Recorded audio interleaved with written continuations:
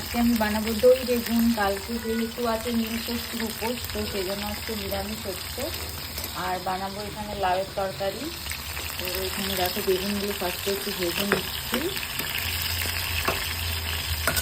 আর এখানে আদা, টমেটো আর পোস্ত আর সর্ষে দিয়ে একটা পেস্ট বানিয়ে নিয়েছি।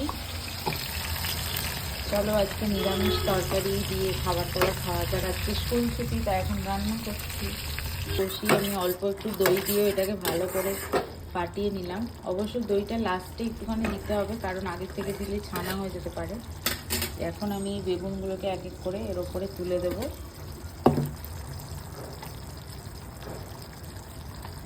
আমি এখানে লম্বা বেগুন ইউজ করেছি, আপনারা চাইলে এখানে গোল বেগুনও ইউজ করতে পারেন।